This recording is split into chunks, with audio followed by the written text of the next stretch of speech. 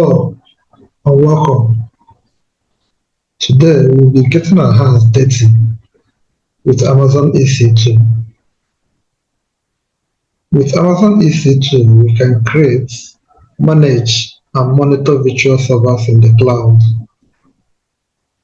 In this demo, we're going to launch an EC2 instance with termination protection turned on, monitor the EC2 instance, modify security group to allow HTTP access, connect to the EC2 instance, change EC2 instance type, test the termination protection, and finally terminate the EC2 instance. So, to begin, we'll go to EC2.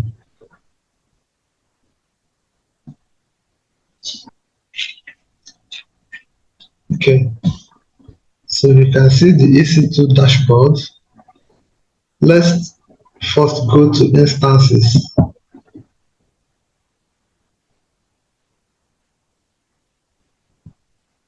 So currently we have no instance now. So we're going to launch instances. I click.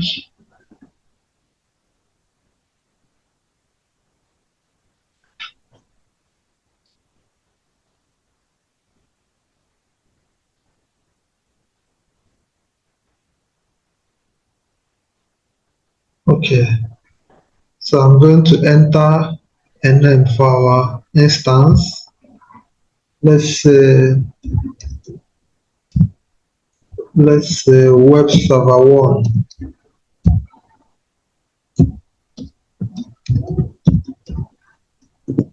Web server 1. Next step, we'll select the Amazon machine image, AMI. Here, we're going to make use of Ubuntu. So I select Ubuntu.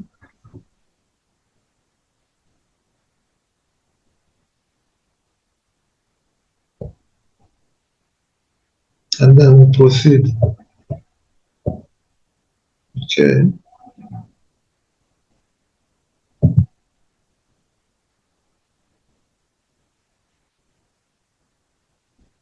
Under instance type, we're going to make use of T2 micro, so we'll leave it at that. Key pair login. I already have a key pair, so I will simply go and select it.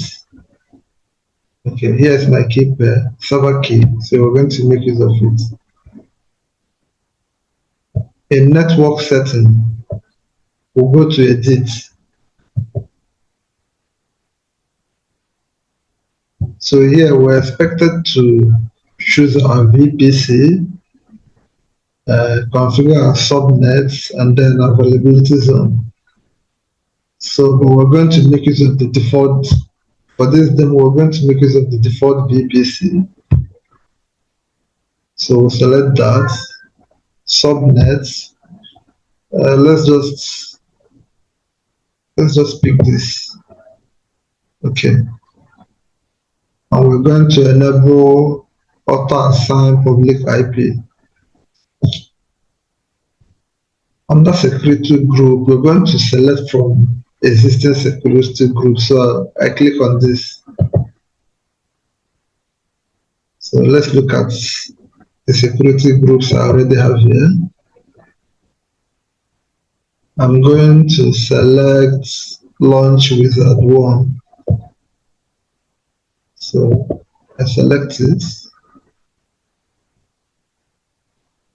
And then we'll proceed down. We're going to configure our storage. Let's take this up to 30. Okay. So let's increase our storage to 30 GB. Remember, we're going to turn on termination protection. So I'll go to advanced details. Let's scroll down and search for, okay, here it is, termination protection. So I click and then enable. Okay. I think we're done with the configuration we need for now. So we can now go up and take a look at the summary of our configurations. We'll take a second look at it, and when we're satisfied, we'll go here and launch instance. Our instance is launching. Success. So I'm going to go down and select review all instances. Okay, so you can see our instance here, web server 1. Under instance state, it's already running. And the status check is still initializing. So we're going to give it some time to complete the initializing process. But while at that, let's take a look at the properties of our server or our instance. So let's look at the details.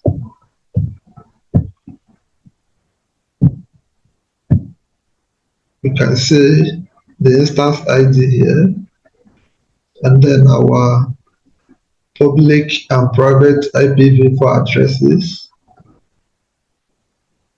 We still go down. You can see our VPC ID, and generally, the bulk of the things we configured. We can go over to the to security. Okay, so under security, you can see the security group. Okay, you can see launch time.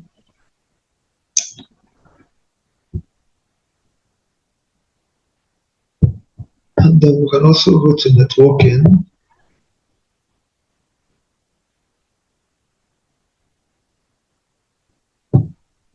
Okay, you see our VPC ID, see the subnet ID, and then the availability zone. Let me see if the status check is done initializing. So we can take a look at the monitoring. Well, it's still at it. Okay, while it is still initializing, I think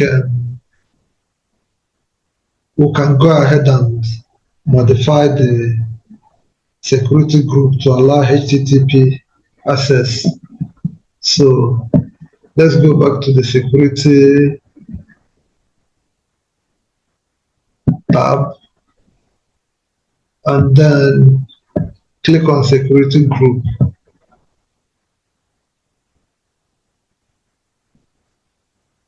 Okay, so you can see our inbound rules. Currently we have 2 rules here that allows access to HTTPS and SSH. So what we're trying to do now is to understand how to edit our security groups, to allow inbound and to edit our inbound rules. So I'll click edit inbound rules and then add rule. Custom TCP, we'll go to HTTP. Okay, select HTTP and then source anywhere IPv4. Okay, so let's save the rule.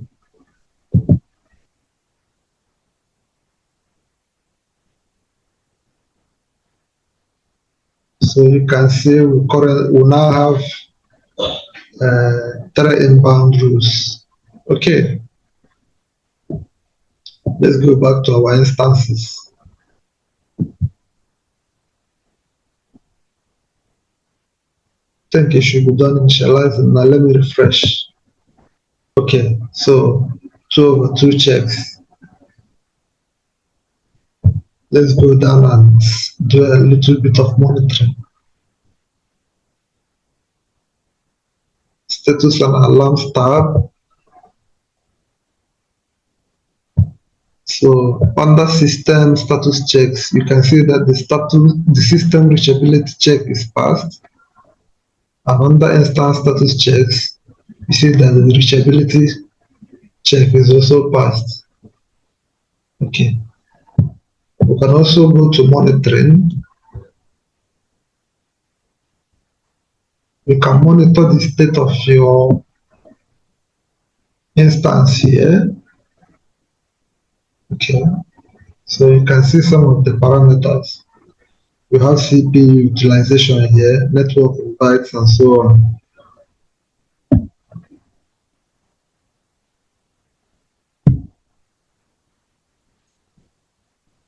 Now let's go to monitor and troubleshoot. We're going to take, okay, let's get an instance screenshot.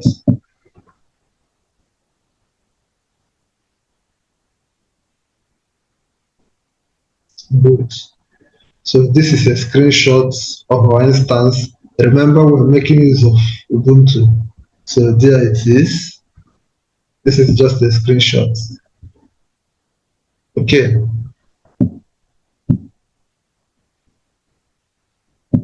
Let's cancel. We'll cancel, so we can go back to the instances.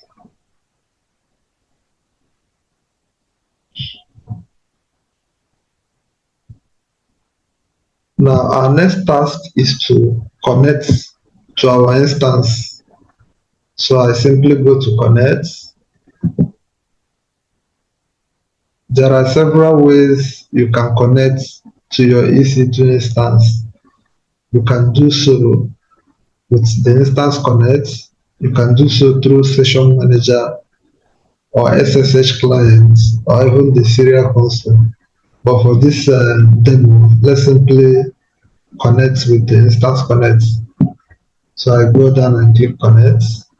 Our instance will open in a new window. So our server is loading. Failed to connect.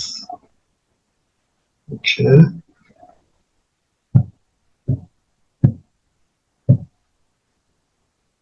Let's tinker with the security group a little. I go back to the security group.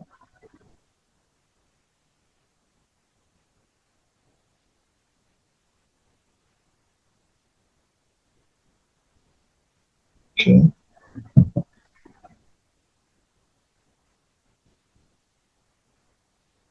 Click on edit inbound rules. Okay. Let's allow SSH.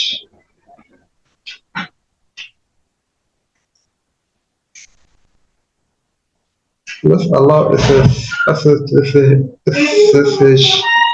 from anywhere IPv4. Okay. Disable.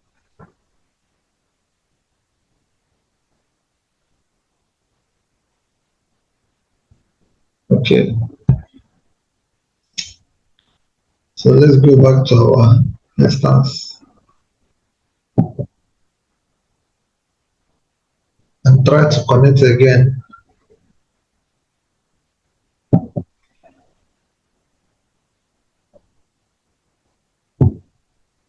Okay.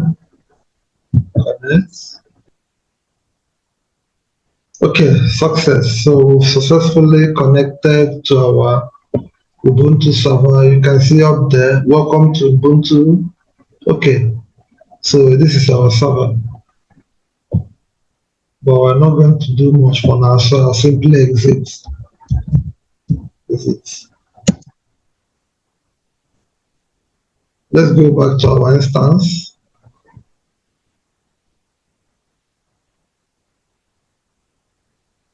Not now, please.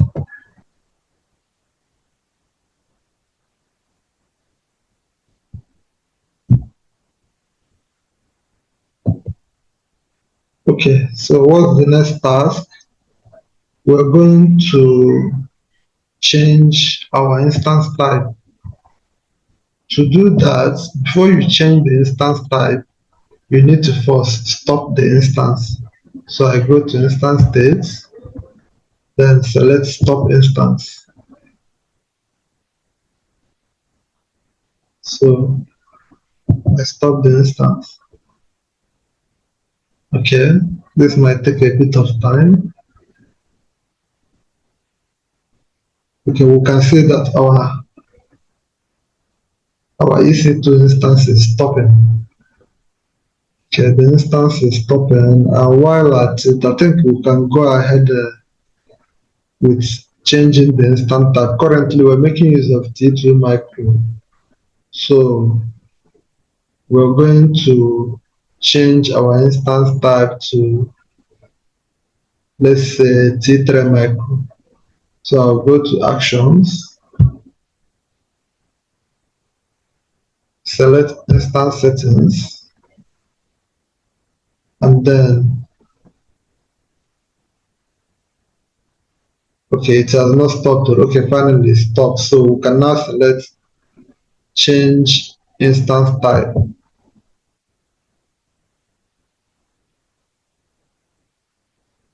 Currently, we're making use of T2 micro, so I'll have to remove that. I click on the X. Then let's select our new instance type.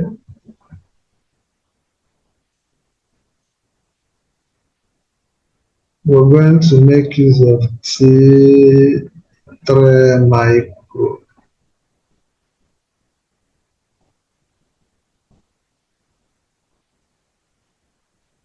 T3. Okay, there it is, T3 micro. So I select T3 micro. So you can see the attributes. You can compare T2 micro and T3 micro. So you can do that on your own time. I move down and select change instance type. Okay.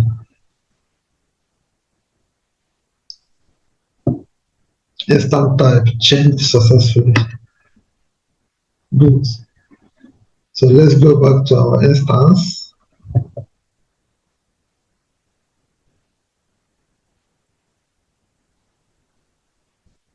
Let's go back to our instance.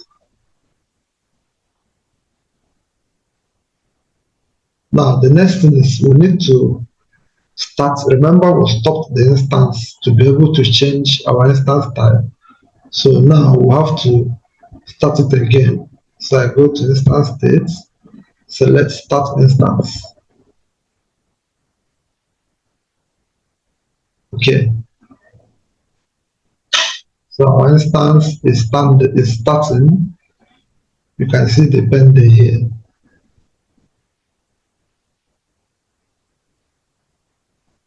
Okay, so it's up and running. While the status check is initializing, you can see our new instance type now, T3 micro. That's how you change your instance type.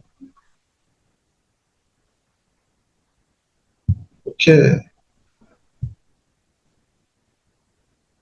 our EC2 instance is up and running. So what's the next task?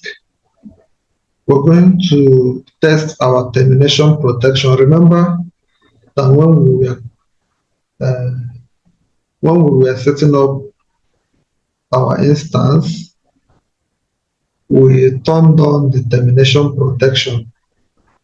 What this does is to prevent accidental deletion of your instance.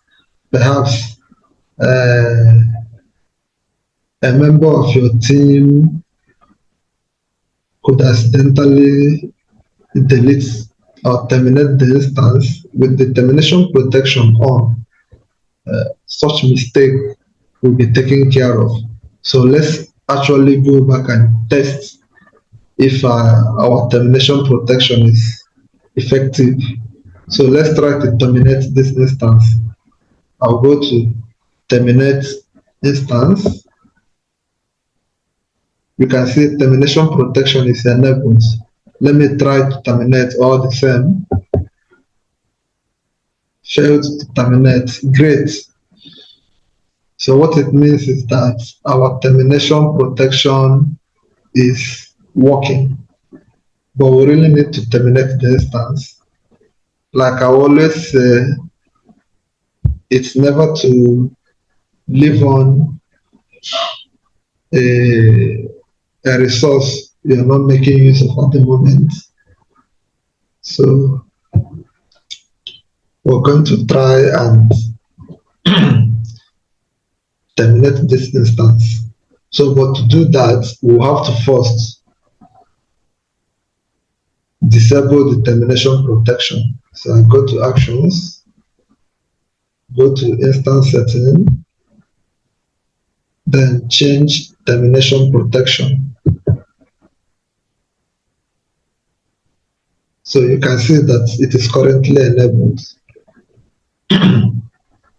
Excuse me. So what I will do now is to disable it. So I click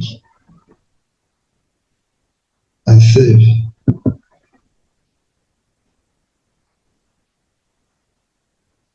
Okay. So we successfully removed the termination protection. So now let's try to terminate our instance and see what happens. So I go back, click on terminate instance. It will ask me whether to terminate. Can you see that the termination protection is now disabled? So I'll select terminate.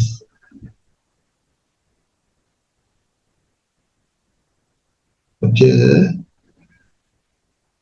So our instance is shutting down.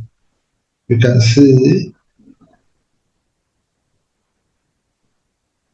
our instance is shutting down. So we successfully removed or disabled the termination protection.